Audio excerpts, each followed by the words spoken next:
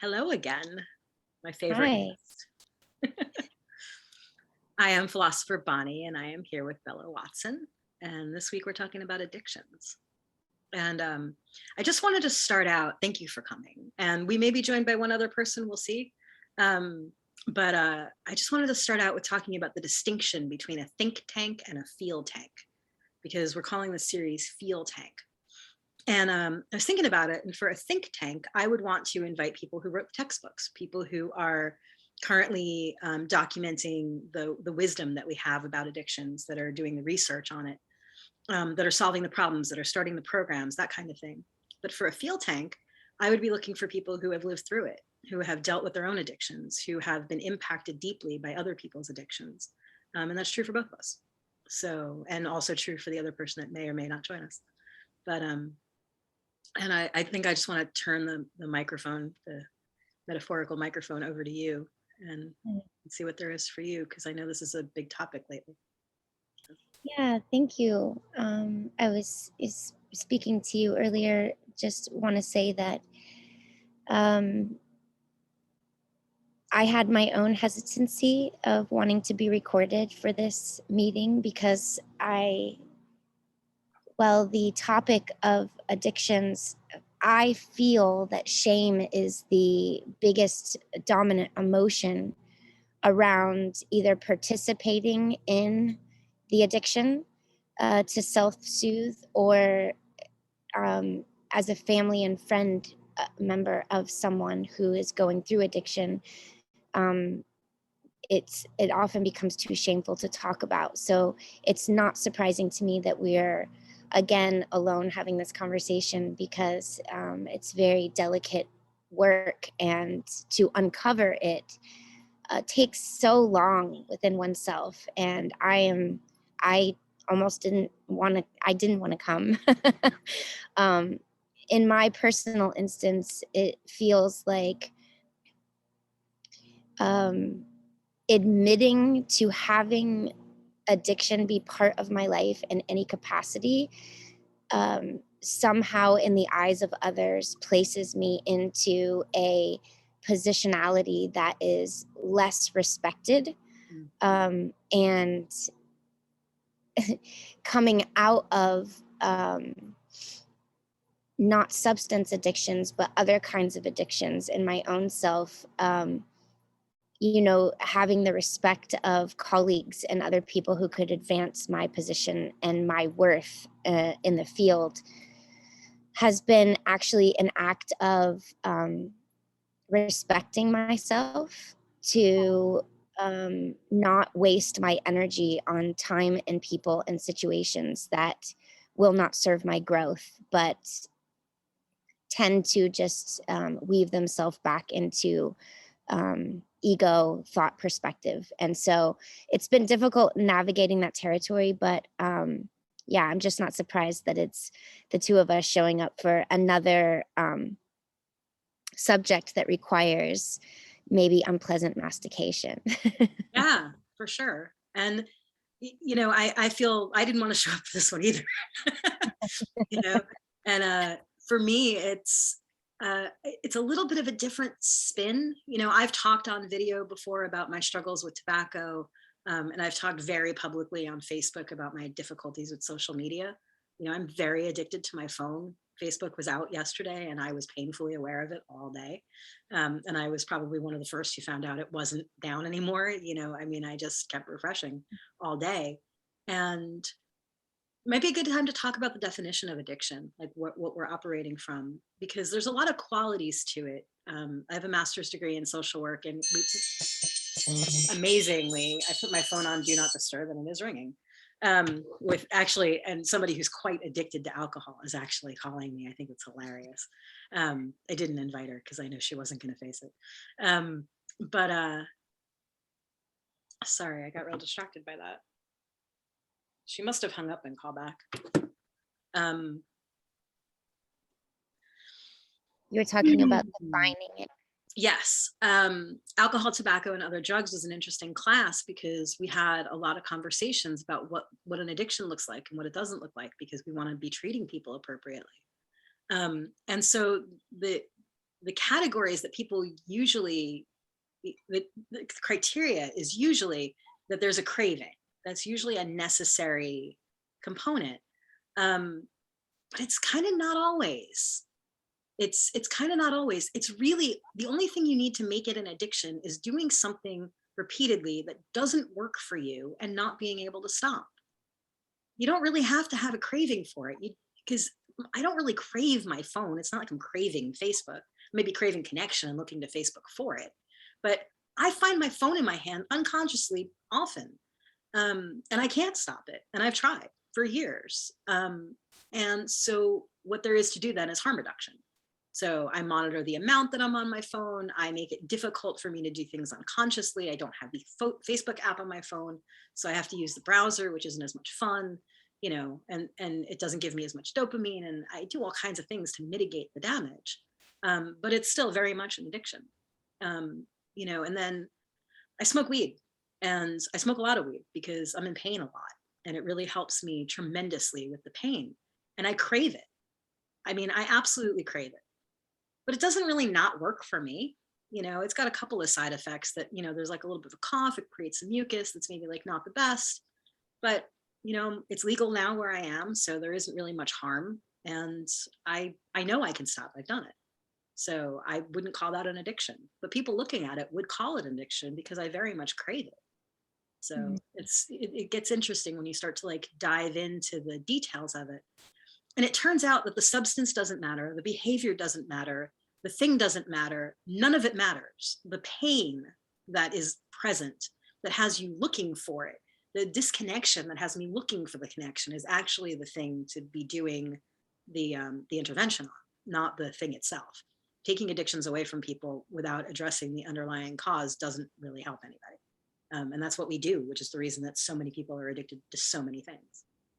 I don't personally know anybody who doesn't have some kind of addiction. Well, I think it's impossible to get through this life without having some sort of experience with it, but based on the cultural acceptance of what the thing is, that one, how I define it, is something you can't not do. Right. So, for example, my mom is like the cleanest eater. She's never done drugs or anything like that, but she cannot let go of coffee. And because coffee is legal, it took me years to convince her that it was something she was addicted to.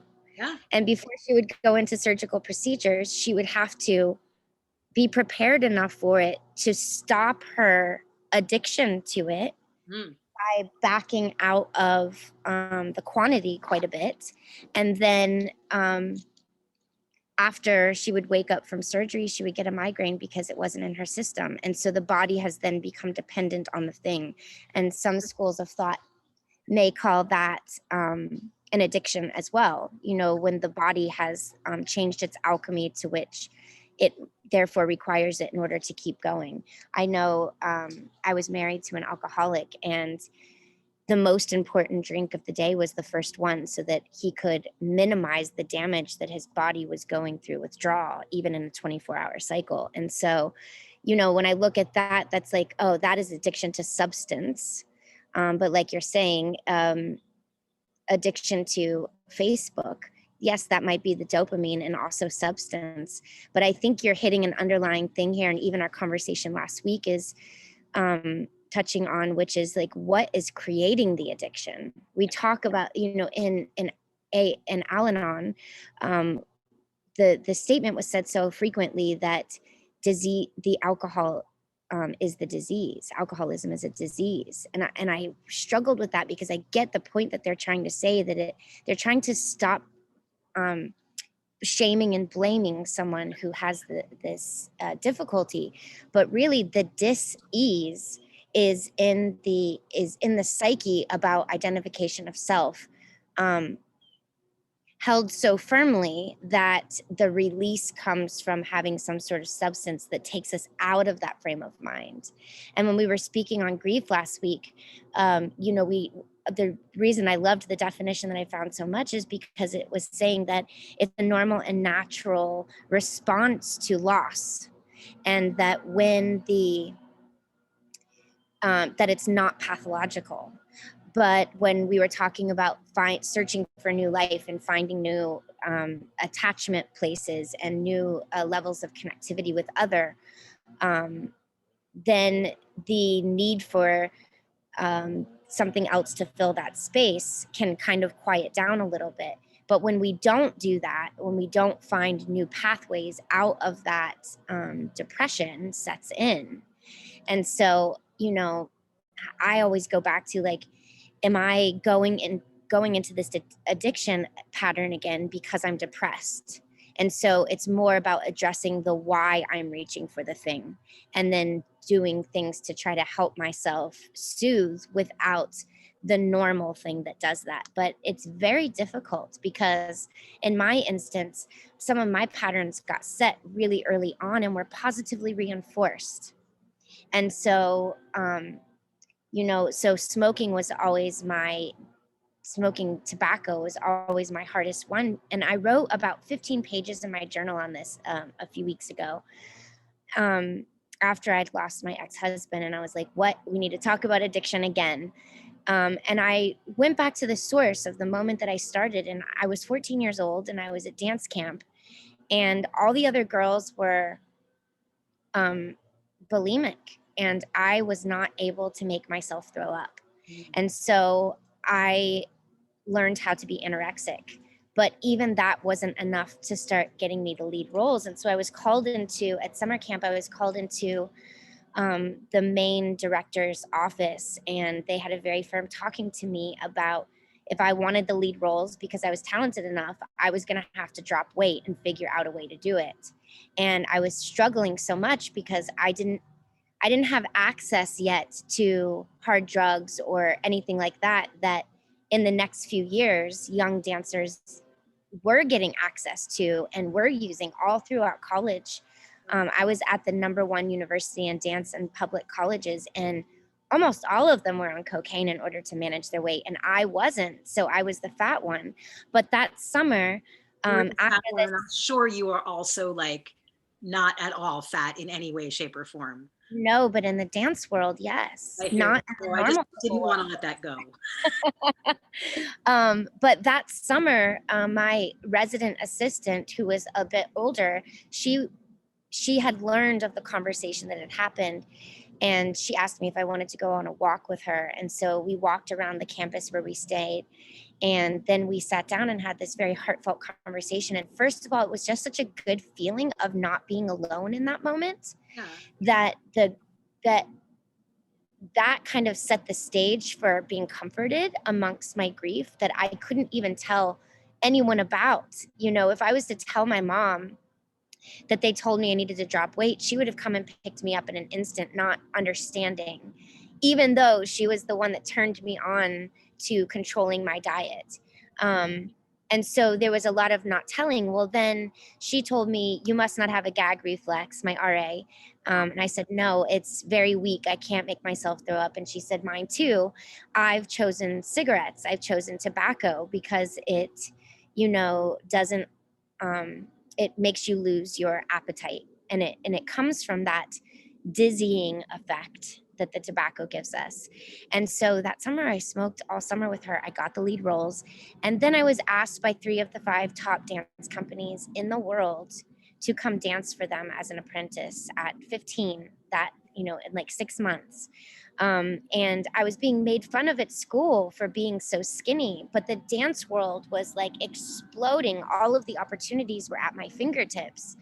And then when college came, smoking was what I did when I wanted to bond with my professors. Mm. So we would all go smoke before and after class, and it kind of gave me a foot in the door, especially when my colleagues, my peers, were using cocaine, which was not acceptable to be doing socially. So they were not hanging out, but there I was like alienated from them because I was getting roles because I was too fat, and they thought that's so shameful that this fat girl is getting them. And they weren't while they're using substances, but I didn't have any friends, but I had these bonds with my professors who were into smoking. And so it continued to allow me to keep doing well in the art of dance, even though I was overweight. And so, at first it was about weight management. But what I realized after that first summer, when I went back home, I didn't have access to cigarettes the same, but when I would find some, I would stow them away. And the only time I could smoke was late at night when my parents were asleep. And then I realized slowly, like, oh, this isn't helping me curb my appetite in the middle of the night anymore. This is actually meeting this place of depression that I experienced with my sleeping disorder, which I later was diagnosed with severe anxiety that I never knew until I was like, oh, over 40. Um, Maybe I was 40. Uh, that that's what was happening in the middle of the night. And so the tobacco also soothed, and the dizziness grounded me exactly in this moment to be so superbly present with self instead of out here in all my anxieties. The dizziness Absolutely was grounding. Yeah. right. It grounded me in this way that my anxieties would disappear. And so it was really positive association. And I don't have addictions to like alcohol or cannabis or hard drugs, but I can imagine and feel the understanding of having a substance that takes you out of the torture that you're usually experiencing. And so, yeah, I don't really know why I gave that whole background, especially when I expected myself not to. But it feels like pertinent that I continue to dredge this up in myself about why it was there, because all I know to do at this point is to love myself enough to honor why it is that I go for cigarettes when that's still coming up. I hadn't been smoking for a long time. And then when my ex husband died, it started right back up again. And I thought, what is this pattern? And it's not even from grief. It was almost like a longing to be on the back porch with him again, speaking in quantum terms while we were just chain smoking and feeling free. But he was very much in his addiction to alcohol at that time. And then I noticed I suddenly wanted to drink, even though I didn't drink while we were even together going through that.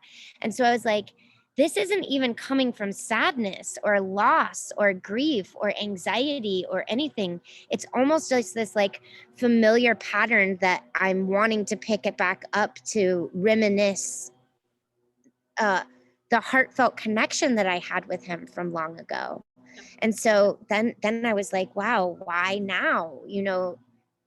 And what do I do about it now when it's not even something that I wasn't chemically craving it. It was a fond memory I was trying to return to.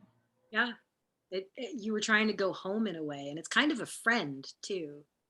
Tobacco for me was a friend. It was a secret friend where I could That's be it. my secret real self with it. You know, Yeah. yeah, that's a thing. And for years in that particular one, I related it to there was always shame when I would smoke alone. But when I was smoking with others, it felt like the thing why I was smoking alone. It was like, oh, I was searching for this community. Yeah, yeah. And being partly descendant from Native tribe, I always like resonated with the group smoke together and a clearing and a communication and a bonding ceremony. And so when I was smoking by myself, all the layers of shame would pile up on top of that because I wasn't with community. And it was almost like picking at the wound more of like, you're an addict, you're an addict, you're an addict. Look at what you're doing. It's so shameful. Yeah, yeah. We got to be alone with your thoughts then. I mean, I started smoking when I was 14 also. There was a cute boy who thought it was hot when girls smoked, and he could blow smoke rings, and I was trying to figure out how to blow smoke rings. And by the time I figured it out, I was addicted. I mean, and I've never got good at it, but it was just to impress a boy. It was because I was so I was so isolated. I was such a weird kid. I had like no friends. I was, you know, I don't know. And then in high school, there was tons of positive reinforcement because I would hang out behind the fence. Like we would look at school. We were off school property by like 5 feet. We would look at school. It was right there. It was like everybody was walking by right there, but we were technically off of school property, so they couldn't do anything. And we would hang out, and the teachers would also come out and smoke with us. And but it was like a bonding experience. It was like cigarettes give you instant community. Instant. Well, not anymore. Not anymore. Not so many people smoke now, but back then that's what it was. My dad smoked, and he gave me my first cigarette when I was 8 or 9, trying to keep me from smoking. He was hanging out with one of his buddies, and his buddy was smoking a cigar, and his buddy's son was like a year and a half or 2 years younger than me, so he was like 6 or 7 when he got to smoke a cigar for the first time. And of course we coughed, and we were like, oh no, we're never going to do this. But cute boy, 4 years later or whatever, 6 years later. Yeah, it was. And then I quit. I stopped smoking. I started and stopped and started and stopped and started and stopped. And every time things got hard, I'd pick it back up. And every time I was with somebody that smoked, I would go right back to smoking, until like even just a couple of years ago, I was with somebody who liked to smoke spliffs, and mixing tobacco and weed. And I didn't have my own weed, so that was how I was getting my weed. Um, and spliffs are wonderful. It's a wonderful experience to have a nice rolled spliff. And there's a video of me on my old YouTube channel of me standing on the side of the road. We had just smoked a couple of spliffs, and I was like, I don't know why I'm letting tobacco speak louder than me, because I was really disgusted with it. My hair smelled terrible. I didn't like how I was breathing. I didn't like how I was feeling. It's expensive. It makes your hands smell weird. Like, there was all kinds of negative effects, and I could not stop. I had no willpower at all. And then I stopped trying to have willpower. I stopped trying to power over it. But I got real curious about why I let it power over me. Mm. And that was it. It was like, why do I let tobacco speak louder than me? Why do I let it speak louder than the innocent one in me that's never smoked, that I've always forced to smoke, that I've always forced to bear witness to me smoking? There's like this innocence in me that never wants me to do anything that hurts me. Why do I let it speak louder than that entity? My inner child or whatever. And I have not had a problem with tobacco since. It took me about 6 weeks after that, of just like every time getting really curious about why I let it power over me. And now I have this unbelievably healthy relationship with tobacco. I was driving across country this time last year, and bought a pack of cigarettes because they keep you awake. They're good for when you're driving long distances alone and need to stay awake and stay grounded. And I smoked eight of them, I think, and then I just gave the pack away. And I was in the mood for a cigarette a week ago or so. I asked my friend for one. I saw her a couple days later. I asked her for another one. And they're organic rolled tobacco. I mean, I'm doing harm reduction by not smoking the industry standard tobacco and all that, with all the ingredients that they have in it. And I no interest right now at all, none. And it's just because when I smoke it, I'm not smoking it from the place of it powering over me. I'm checking with my entire system. Like, is this something we want? It's the same way I check to see whether or not I want chocolate, because I used to have a big problem with chocolate. And it's not getting to the deep respect inside of me. It's not coming from a place of self-respectful self-care when I'm on automatic pilot with substances that can do damage to me. And so why I can't do that with technology is a whole different story. But technology doesn't have calories, and it doesn't give you cancer, at least not that we know of. It may give you cancer, but as far as like coping mechanisms, if I'm looking for connection and we're in the middle of a pandemic and I'm living alone and I need connection, it's there, and it's kind of toxic, kind of, but I keep my news feed curated so that it's not so toxic. And we all do what we have to do. I want to just make a comment on what I said before. I don't know anybody that's not addicted to something. I want to say that I'm creating a really, really broad definition of addiction when I'm saying that, because face care routines can be addictive. Wearing makeup can be addictive. Needing to wear jewelry, or having a particular, like, you need to have like a certain kind of look before you walk out the door, and you can't imagine life without doing that thing. Those all can be seen as addictions. And we've just found things that are socially acceptable or legal, or don't have calories, or general harm reduction kinds of things. Coffee certainly, energy drinks certainly. People run, who can't run every day, very often are addicted to running. There's all kinds of things that we can just get addicted to. And I think what you said before is absolutely spot on, is we live in a world that it's really difficult to live in without doing some kind of coping thing. And very often we get addicted to those things that we use to cope. Yeah, often I try to live my life as if I'm an animal, and I remember the day that I found out that there were some birds that would get drunk off of fermented berries. I was like, oh yeah, I might be that bird. Yeah. Yeah. But they're not addicted, they don't, it doesn't seem that they're tossing their whole world out as a result of it. And I'm also on that tip of animals. you know I think it's pretty commonly known, but I think it's worth bringing into the conversation that the experiment that was done on mice, where there was a feeding tube that had water, and then there was one that had drugs in it, and they were all going back to the one with the drugs in it until they expanded the cage. That was a very luxurious, beautiful place, and then they no longer wanted the one with drugs because they were felt better in their natural environment. And I keep going back to that and going, but why aren't humans doing that? And then I fail to remember until I feel the grief of the state of this capitalistic society is like, oh, because proverbially we are not yet in that beautiful, lush landscape that the experiment was delivered in. And when I do that,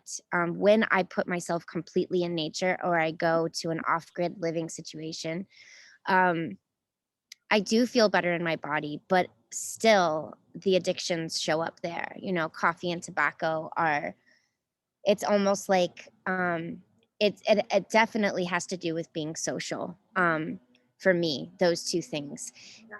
Caffeine in general, to have enough energy to be social with other people, like coffee before I go teach, so that I have enough energy to endure what this task ahead is going to deliver me, with 16 children in my room, not knowing what all is going to come up, for many hours in a row. Or I think that for me, I struggle with not liking alcohol more. I'm just a body who can't tolerate it very much. But this is how I keep asking my friends and my coworkers, how am I supposed to make friends if I don't have children and I'm not an alcoholic? Like, I don't go to bars and I don't have children to commingle. So how in the world do I meet other people? I go to bars and I drink seltzer. That's what happens. Yeah. I think, and the substances bind us in a way that says, I see your struggle, without us even having to say that, or I can relate to you wanting to relax. I can relate to you wanting to let go of the stress that you're holding. Makes us approachable too. I mean, I was drunk for about 6 months when I turned 21. I was at the bar every night, drinking every night.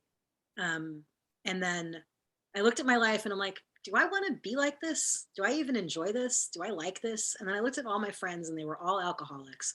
They were all unreliable. They didn't show up when you wanted them to because they were all alcoholics, because I met them all at the bars late at night.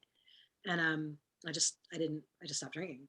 And then when I was married, we would drink a bottle of wine every night, and I would drink as much as I could so that he wouldn't drink as much as he could. Um, Mm. so and try not to open a second bottle, kind of thing. Um, but then I have a bottle of nice whiskey upstairs that I drink from. It's probably been months since I had a drink from it. I don't even think about alcohol. My body doesn't like it, but I do go to bars because that's where live music is, and I get seltzer, and it's boring, and it makes people like not approach me because but I also don't want to get into a friendship with somebody that's really an alcoholic because it's not fun. There's a hard friendships. Hard relationships for Yeah. sure. Yeah. And I mean, of course, there's functional alcoholics, and several of my friends are. But we have more conversations than you'd imagine, I mean, you would imagine, about, because I am who I am. We talk about people doing things that don't work for them. Um, we end up talking about it a lot. And, when I was talking about my phone addiction, I've been to festivals where I've just turned my phone off and left it in my car and not thought about it for a whole day. It's very much the disconnection that makes me want to be on it. It's if I'm immersed in something that's got my attention, that feels life-giving, I'm not on my phone. Well, and yeah, that's the thing that I'm so curious about is like going back to this rat in the tank. Like, if we find that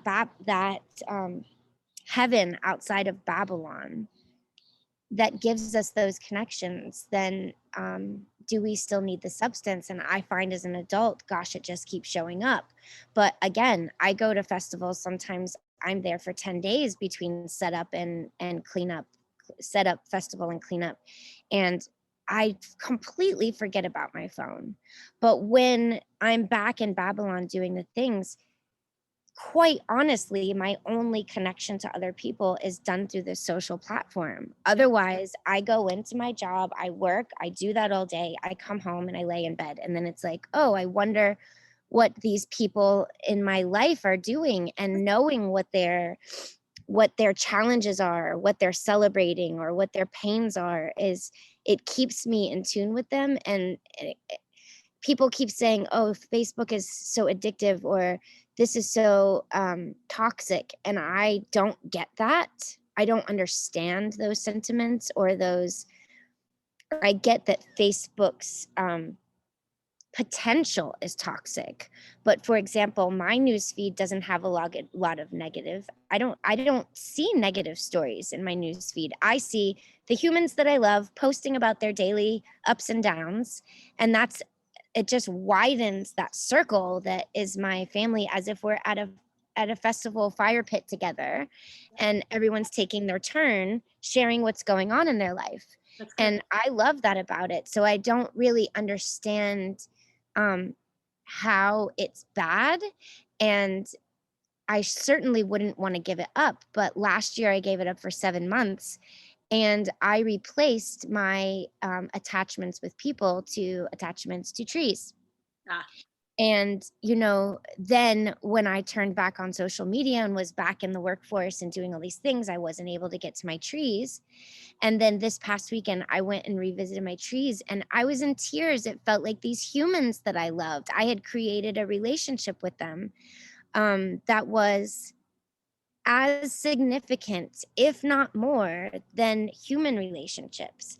And then I was really like, oh yeah, that this is something in here is that beautiful landscape that the rat gave up the thing for, because I was having my needs met.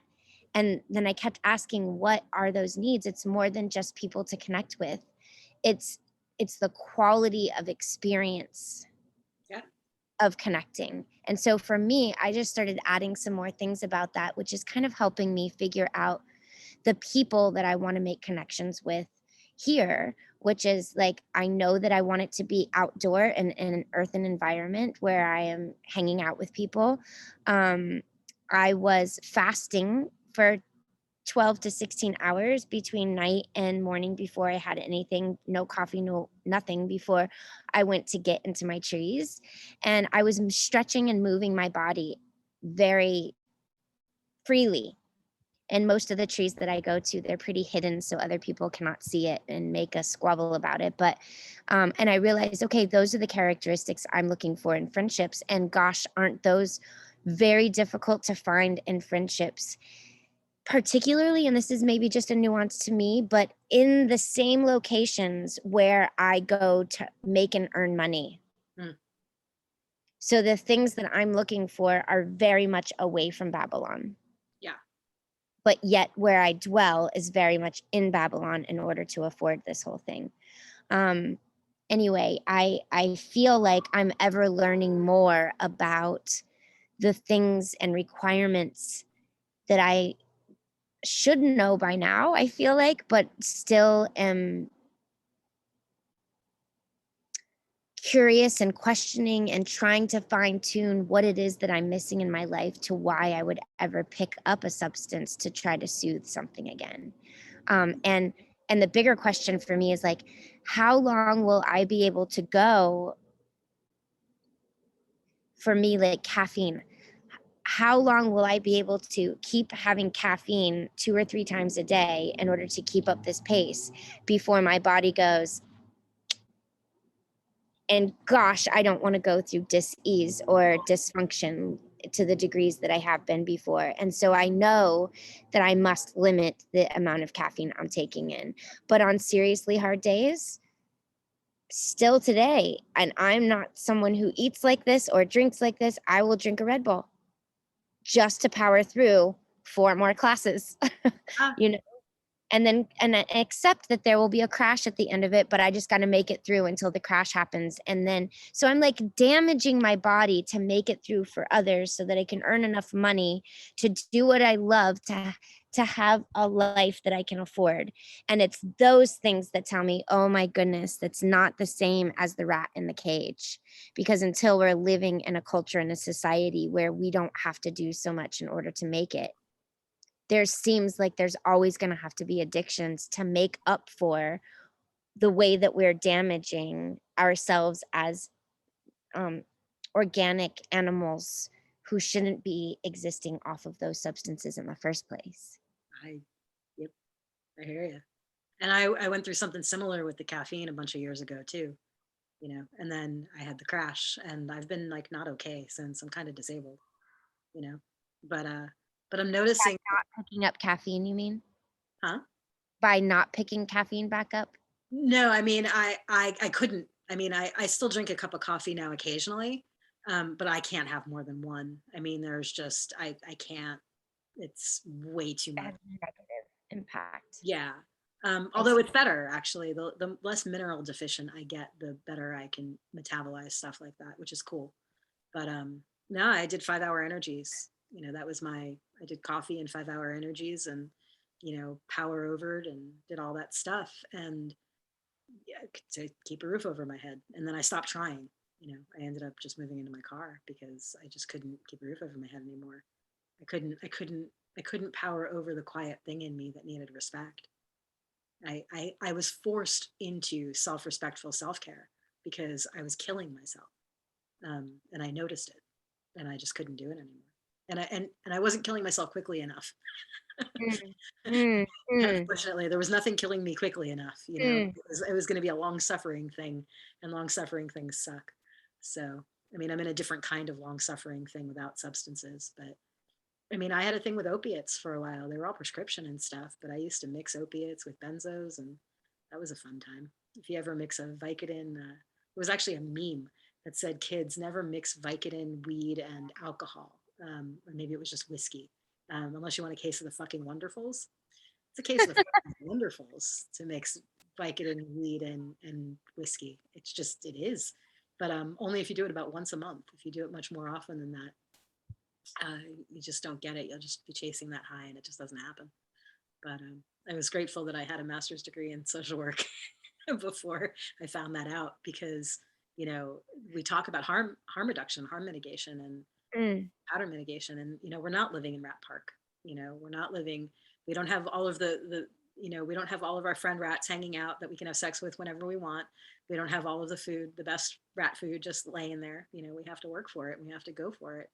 And there isn't somebody just making sure all that's there for us. So, you know, um, and I keep getting the download about connection, and it's really why the pain, why the disconnection. Like when we're talking about addictions like that, we just have to keep going back to it. Why the pain, why the disconnection? Because that's why we do it. It's pain and disconnection. That's disease, pain, disconnection. I keep going back to what it's going to take for us to have the human version of Rat Park. And it's the answer is incredibly simple and really disheartening. And the answer is we have to have faith in each other. And it's when we drink, we don't care that we don't have faith in each other. We can just hang out. We're not getting on a deep level because we're drinking, you know? But when we're at a festival and we're really connected, we are having faith in each other, you know? And it's like, that's what it takes is for people to have faith in each other for like extended periods of time. And then we build beautiful things. You know, we build our own version of Rat Park. I see Well, it I similar. also think that it yeah, what you're saying is so on point.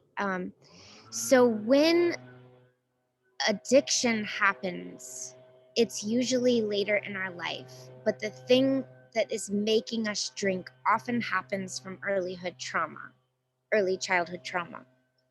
And so I listened to something this morning again on Gabor Mate. He's got a new release of his film and some in-depth interviews with people of interest coming up again. And the thing that I heard Gabor say this time was, trauma is not facing pain as a child. Trauma is being alone with your pain in Exactly. childhood.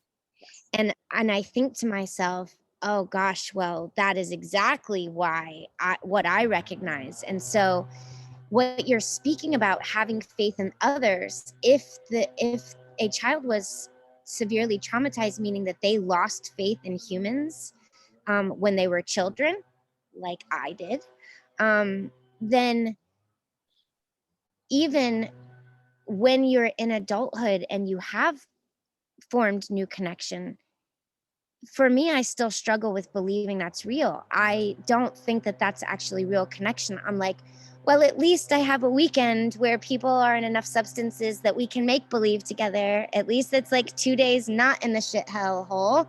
That we're pretending, because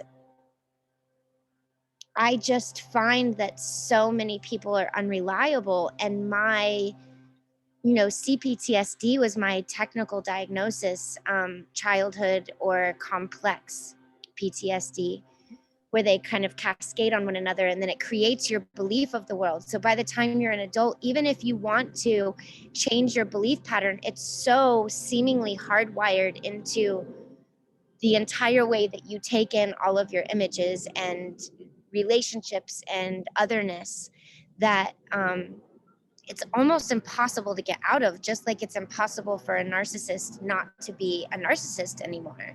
It actually changes perception to the degree that it's difficult to see anything any other way.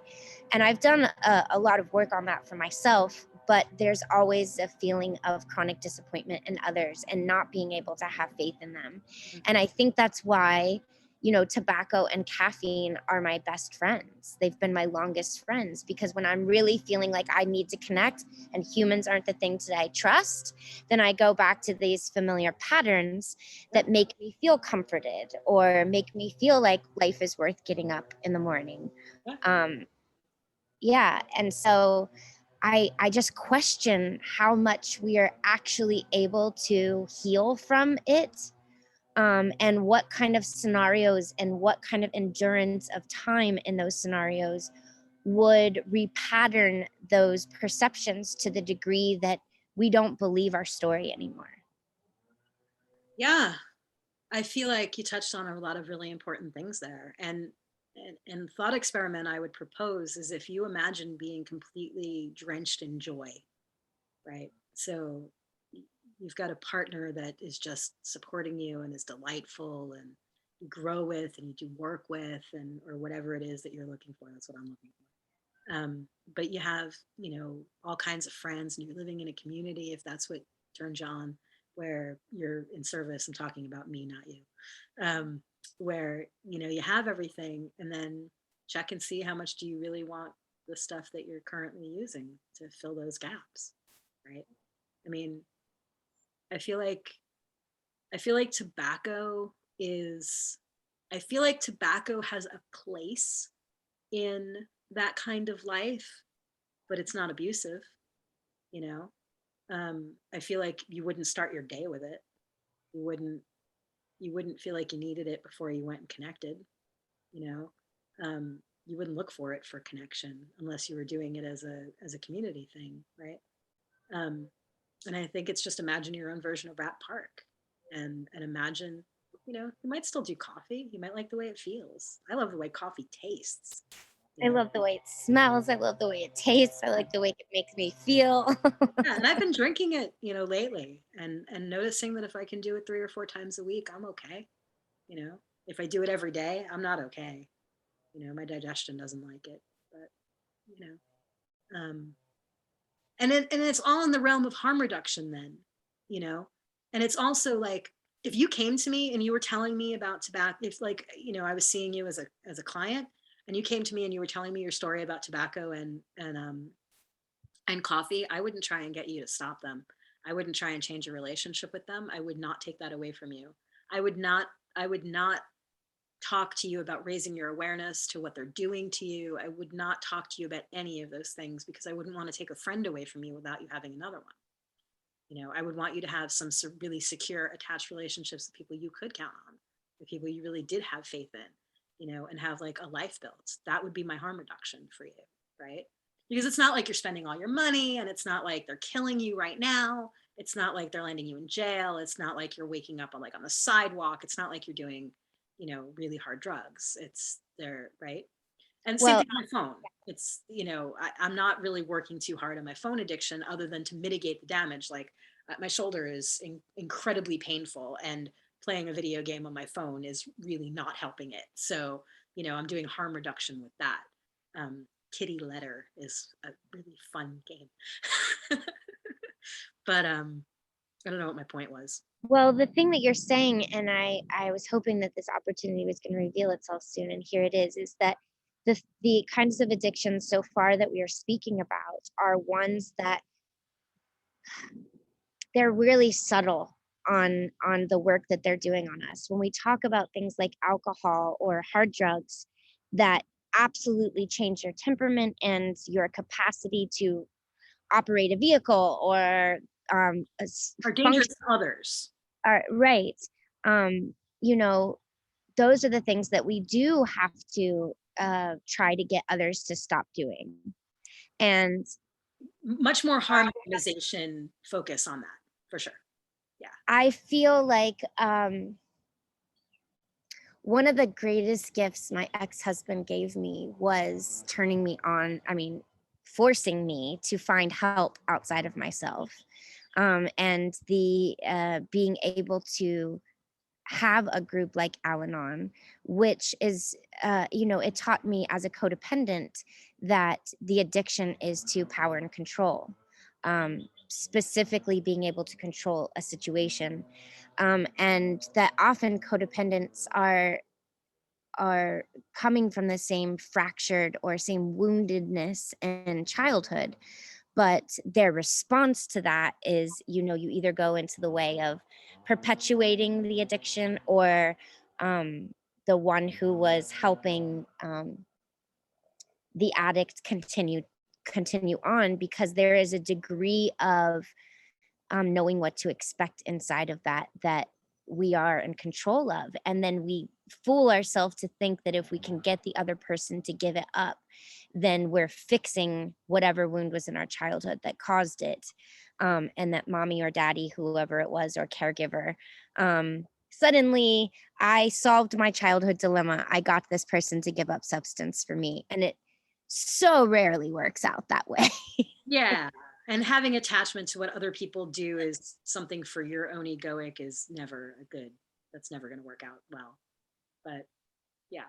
But if you came to me and you told me your whole story, and instead of talking about tobacco and coffee being your friends, you were telling me about alcohol and heroin being your friends, we would have a conversation about, harm minimization and making sure that you weren't drinking, boons or something like that. That's like full of other toxins besides just the alcohol, right? It's full of preservatives and sulfites and stuff. Maybe we would have you drinking vodka, which might be better on your system, or if you were doing heroin, we want to make sure you were getting a good source, that you weren't getting fentanyl, that you knew where it was coming from, and that you weren't doing dangerous things to get it, that we were finding ways of mitigating damage in that way.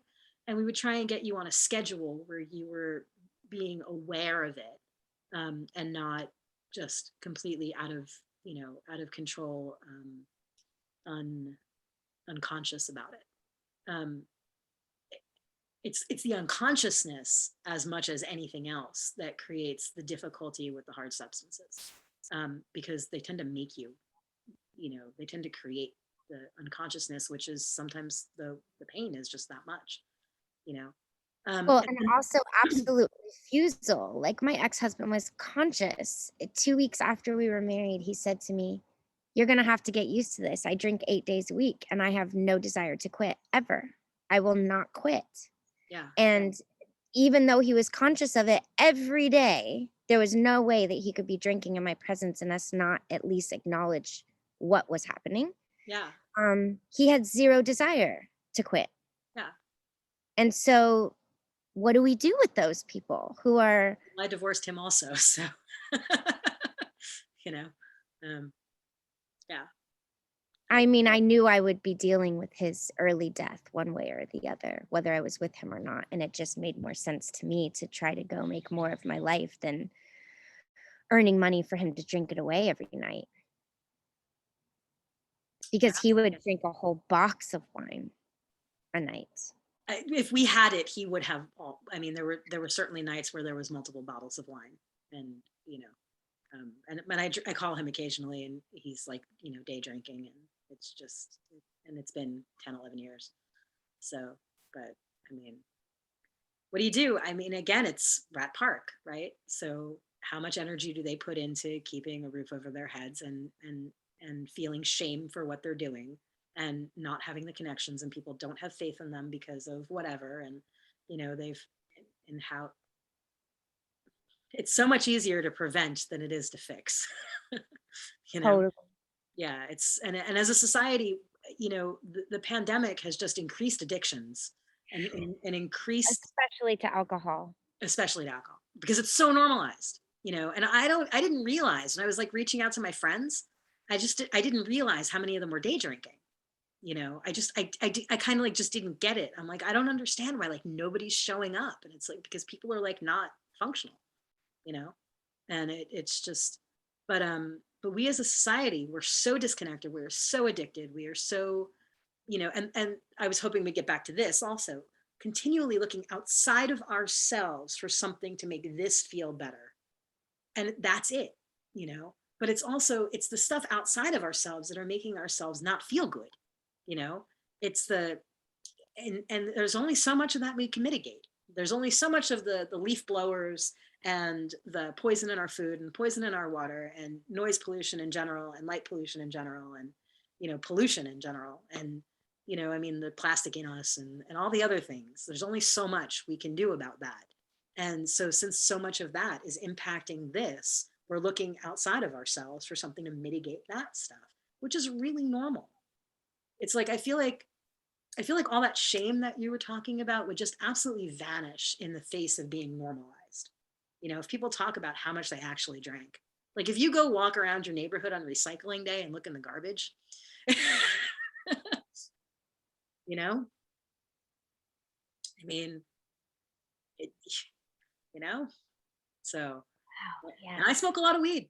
My favorite phrase is, well, my arm hurts and I'm going to go smoke some weed about it. It's just because I smoke a lot of weed about a lot of things, because it's outside of myself, yes, but it's something that makes it easier for me to be inside of myself.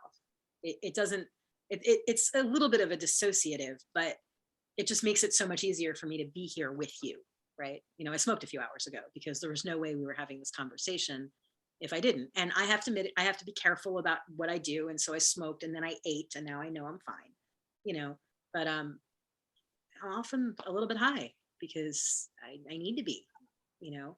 Um, I'm kind of mopey, and I've got resting bitch face, and because there's pain here. And why the pain? I've got disabilities that has the pain, and it's hard. And it's hard for me to admit it on film also, especially when I'm trying to build a counseling business. Right.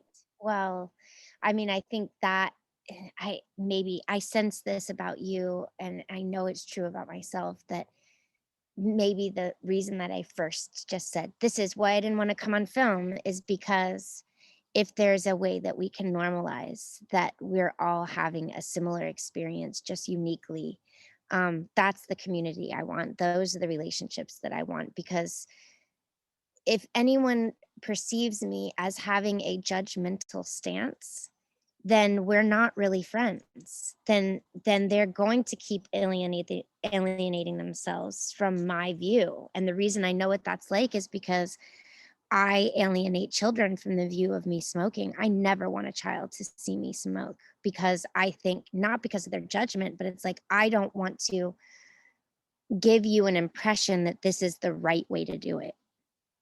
Right. And but their perspective of me is changing what I do with myself, where I go to and Yeah. hide away from, in order to address my own pain, with them not seeing it.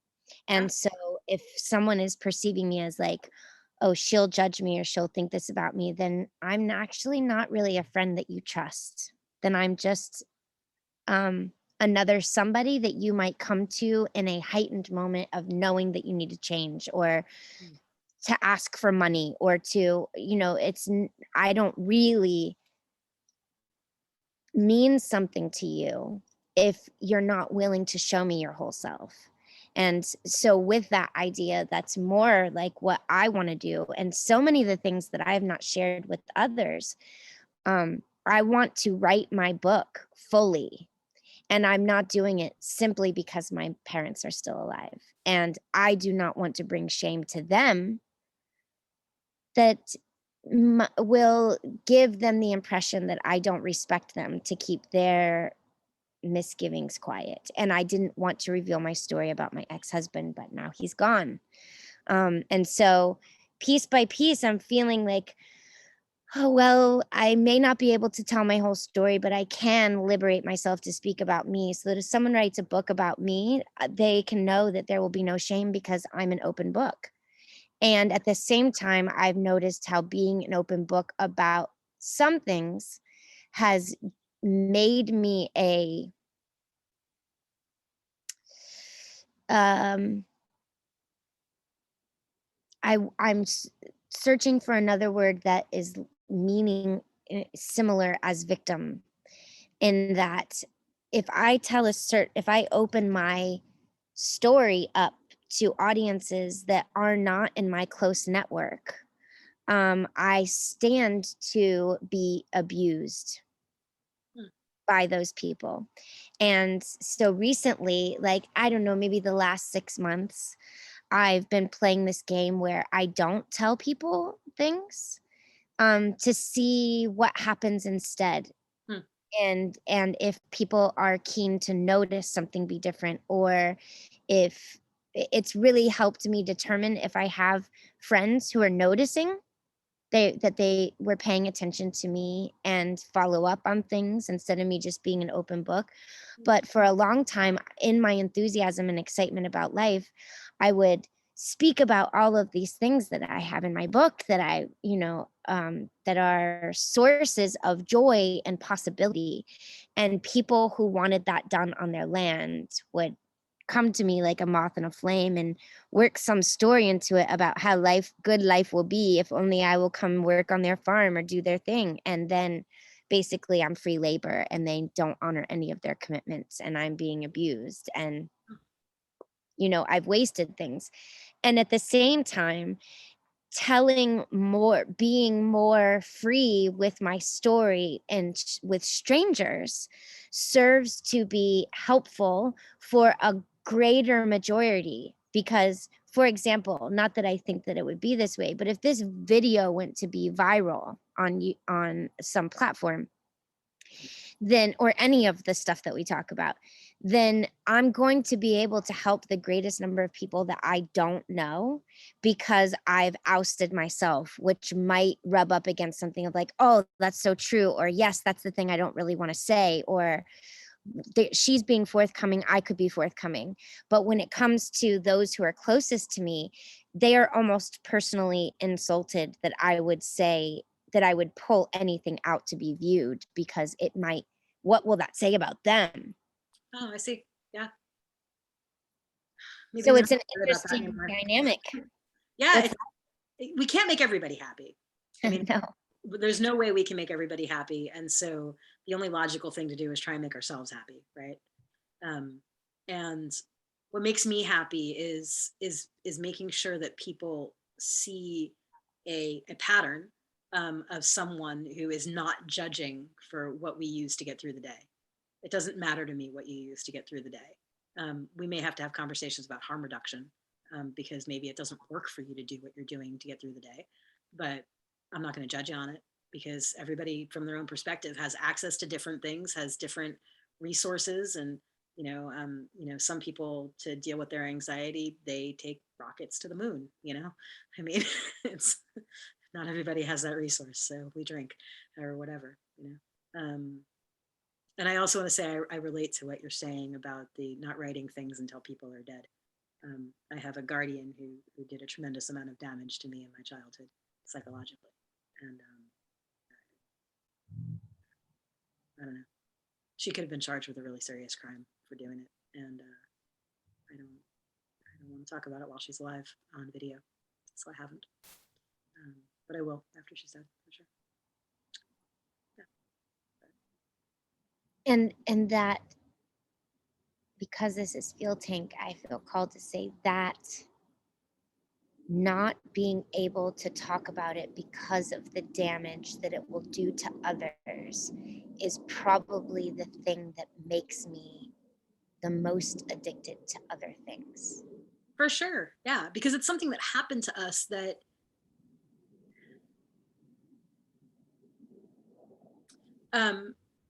somebody that was a legal guardian of mine tried to kill me, and I absolutely have a tremendous amount of trauma here from that. It wasn't even the worst of the things that they did to me. It was just the most concrete. It was just the most serious in the eyes of the law.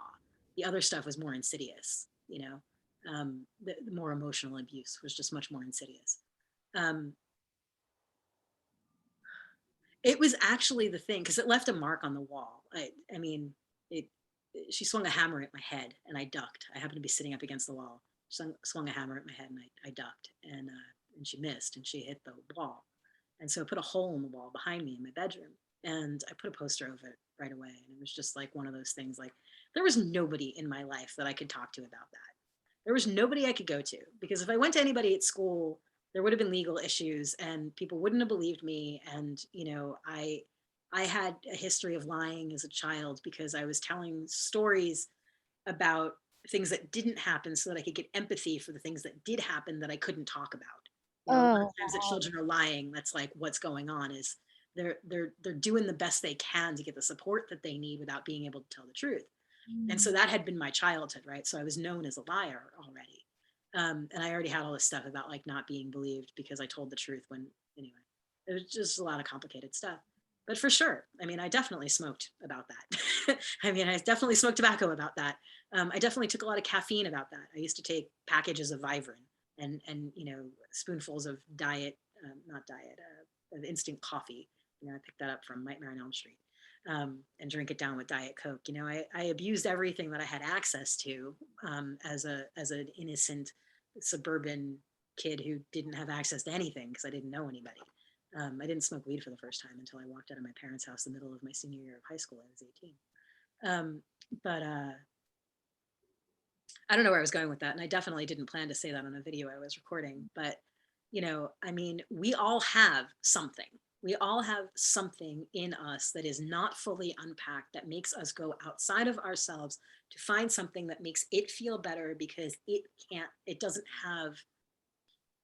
there's not a rat park big enough with enough rat friends. There just isn't. There just isn't. And until we live lives where whatever the thing that's causing our trauma is so normalized, right?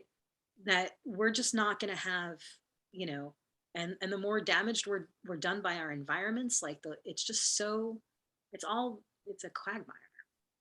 You know?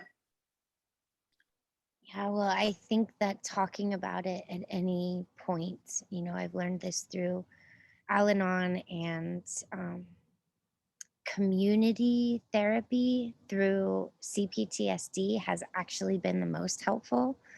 That anytime we talk about it, we're releasing a little bit of that poison. And even though there isn't a rat park big enough, at least there that we are finding these smaller ways to, Yeah. you know, And I've had a let, decade of therapy about it. I mean, it's, yeah, you know, so yeah. And yeah, and one of the reasons I became a counselor was because I could see how things like this created the circumstances that we couldn't see, and that people were full of trauma. And when you bumped into them, they spilled poison all over you and you couldn't understand why.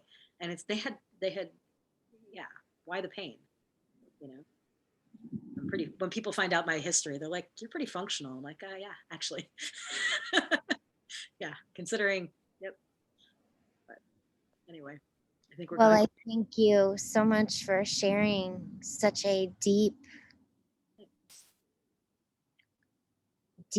feeling and horrible act about your history with me.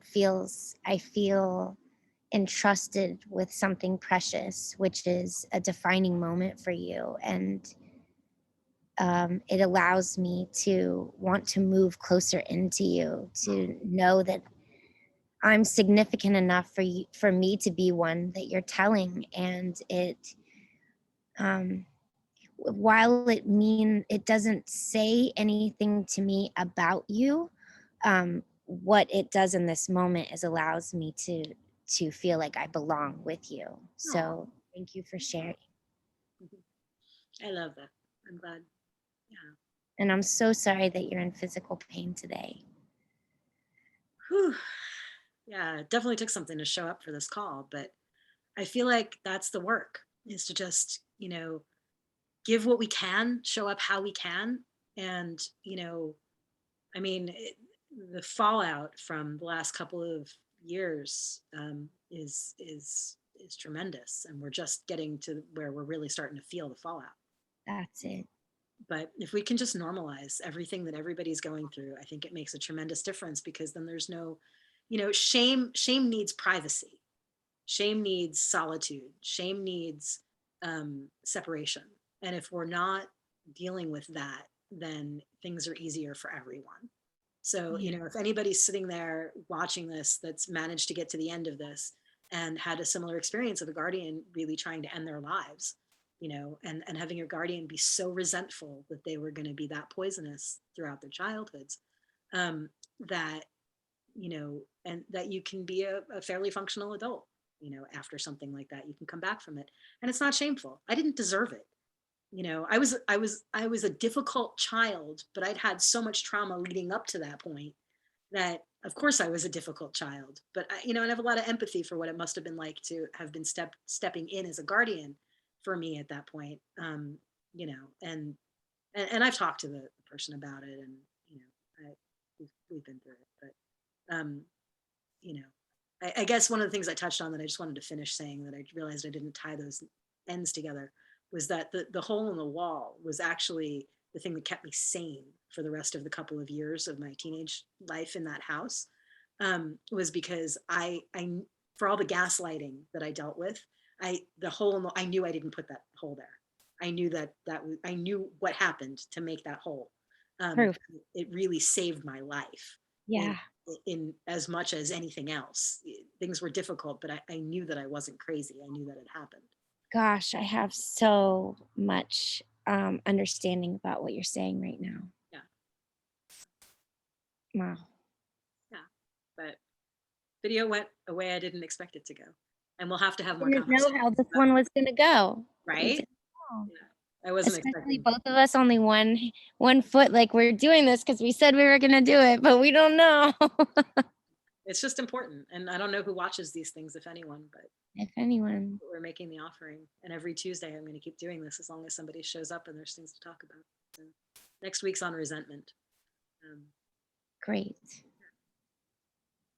Well, I look forward to it, and um, I hope you find some self-respectful self-care after this today yeah. to take care and nurture your nerves. Thanks. Yeah, I'm gonna go take some kratom. Actually, I didn't do it before this call because it makes me dumb. So some people feel like it makes them smarter and more grounded and help, but it makes me care not anything about my pain.